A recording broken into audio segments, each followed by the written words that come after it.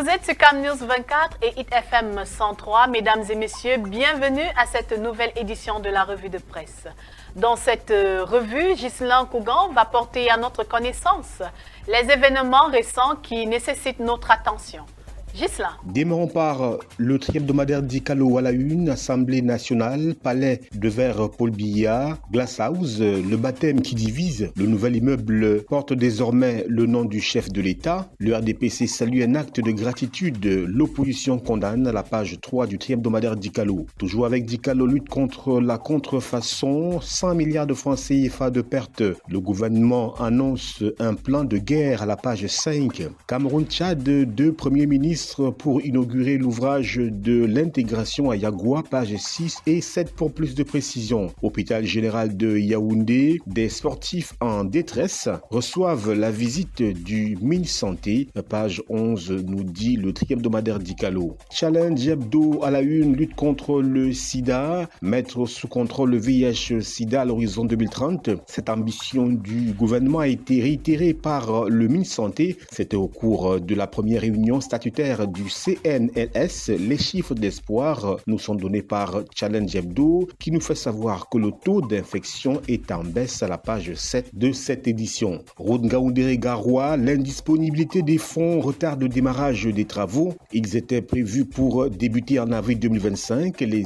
usagers de cette route devraient encore prendre leur mal en patience, nous dit Challenge Hebdo à la page 8. Fête de l'unité nationale 20 mai, page 2. Le gouverneur de la région du Nord n'admettra pas une certaine opposition au défilé. Seules les formations politiques représentées au Parlement prendront part à la grande parade du 20 mai, nous dit Challenge Hebdo pour ce qui est de la région du Nord. Le quotidien Le Jour à la une à Kérémouna, entre le désespoir et la résurrection, nous fait savoir ce journal à la page 4. Jeux universitaires, Tchang inaugure le nouveau cycle, nous dit Le Jour. Bipendi, Grand Zambie, 600 000 tonnes de fer déjà disponibles, nous dit le quotidien Le Jour à la page 7 de cette édition. Le quotidien Capitaux Public Cameroun Tribune, palais de verre Paul Biya, un nom pour l'histoire. En reconnaissance de son immense œuvre depuis son accession à la magistrature suprême et de son implication dans l'aboutissement du projet de construction du nouveau siège de l'Assemblée nationale, ce complexe parlementaire a été baptisé du nom du président de la République, lequel était représenté par le Premier ministre chef du gouvernement Joseph Diongouté à la cérémonie de vendredi dernier à Yaoundé, une occasion qui a également permis de magnifier la coopération Cameroun-Chine, page 2 et 3 du quotidien Cameroun Tribune. Toujours avec Cameroun Tribune, expulsion des Camerounais de Guinée équatoriale, le Cameroun exprime son indignation. Le ministre des Relations extérieures, le jeune Bela, a convoqué l'ambassadeur équato-guinéen Armando Côté Ekwaka vendredi dernier à Yaoundé pour exprimer sa désapprobation suite aux événements enregistrés lundi dernier. Ceci à la suite d'autres incidents du genre qui vont à l'encontre du principe de libre circulation en zone CEMAC, page 4 et 5 du quotidien Cameroun Tribune. Le journal confidentiel à la une, palais de verre Paul Biya, un choix qui divise, nous dit-on. Inauguré le vendredi 25 avril dernier par le Premier ministre, représentant personnel du chef de l'État, le nom de baptême du nouvel édifice de l'Assemblée nationale ne fait pas l'unanimité au sein du landerneau politique camerounais. Pour les acteurs de la société civile et de l'opposition, il s'agit d'une inféodation du pouvoir législatif au pouvoir exécutif,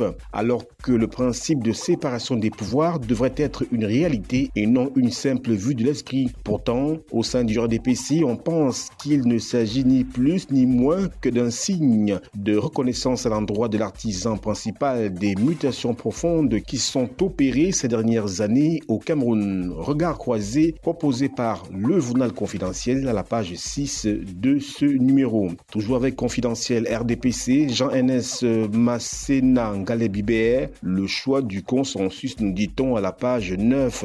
VIH-Sida, page 5, le littoral et le centre détiennent la palme d'or, direction dans le journal confidentiel. Pour plus de détails, Pape François, leçon de vie d'un serviteur de Dieu, page 10 du journal confidentiel. Mutation à la une, expulsion de Guinée équatoriale. Yaoundé exige le respect en réaction à une nouvelle vague de refoulement irrégulier de Camerounais de ce pays voisin. Le ministre des Relations extérieures, sur très haute instruction du chef de l'État, a convoqué vendredi l'ambassadeur équato-guinéen et appelé à l'observance des conventions de la CEMAC en la matière. Page 5 pour s'en apercevoir. Bipendi Grand Zambie, mise en production effective à la page 7 du quotidien Mutation. Championnats universitaires à la page 6. C'est parti à Tian, dans la région de l'Ouest Cameroun. La nouvelle expression grève des enseignants, on parle donc de toute autre chose, une formule plus pernicieuse.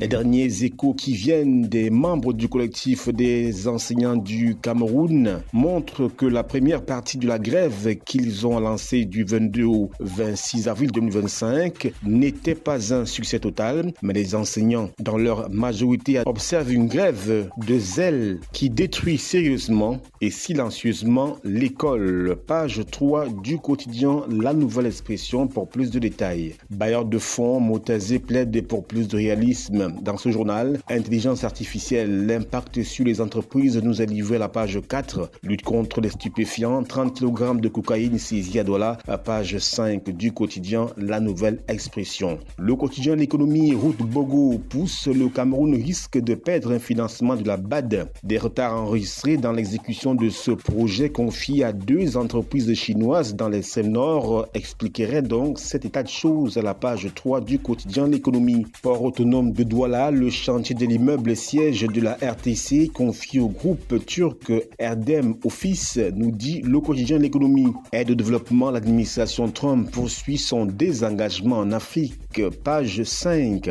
Gestion des pensions vers l'opérationnalisation de la Caisse nationale des personnels de l'État, page 4 du quotidien L'économie. Éco-santé à la une, Matipla, la révolution digitale de la santé au Cameroun, de la famille à la jeunesse, nous fait-on savoir. Le financier d'Afrique à la une, Afrique centrale, les enjeux de la 4e édition de l'Africa Capital Markets Forum de Libreville nous sont livrés. Toujours avec le financier d'Afrique entrepreneuriat, plus de 4000 entreprises créées au Gabon en 3 mois, page 11 pour plus de précision. Secteur bancaire, les pistes de modernisation du cadre de surveillance des banques en CEMAC nous sont livrées par ce journal. Econews à la une, nouveau DG de la SNI, 6 figures pour un choix, nous dit-on. Monde professionnel, fête internationale du travail, la 139e édition sous le signe du dialogue social et travail décent, pages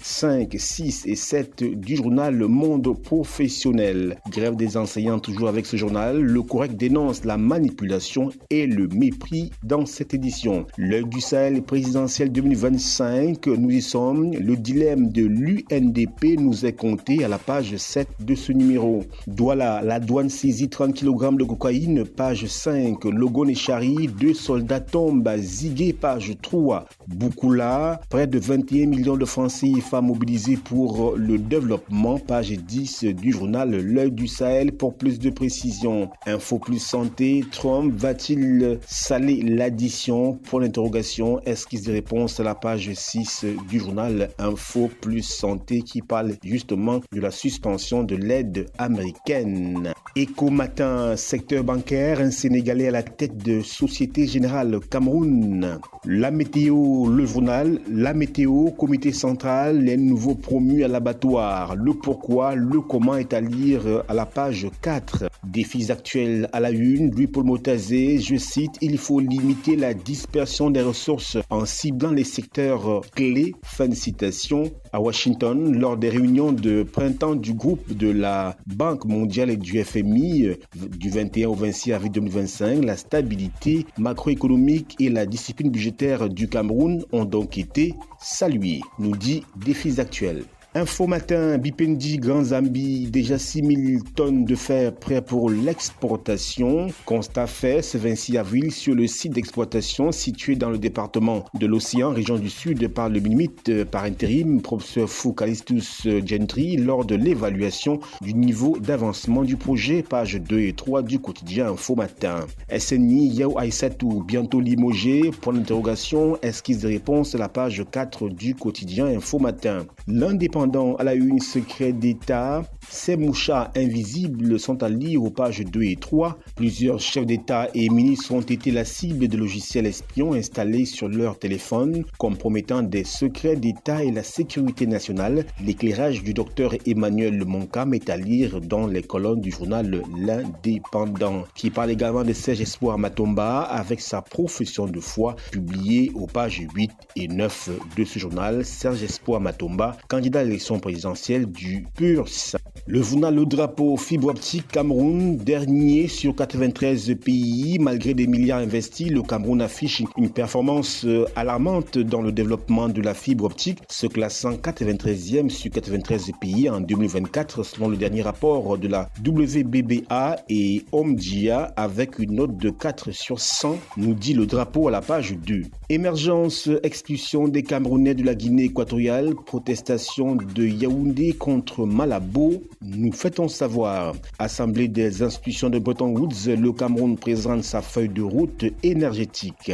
Intelligence artificielle, avantages et dangers, page 7 du quotidien Émergence. Assemblée nationale, Paul Biya tient son palais de verre. VIH-Sida, la prévalence en chute au Cameroun, page 2 pour lire cette progression. C'est tout pour la quintessence de l'actualité à travers la presse écrite. C'est à vous. Merci encore Ghislain pour ce briefing sur l'actualité et nous espérons que vous qui nous regardiez depuis la maison avez été suffisamment informés sur ces événements.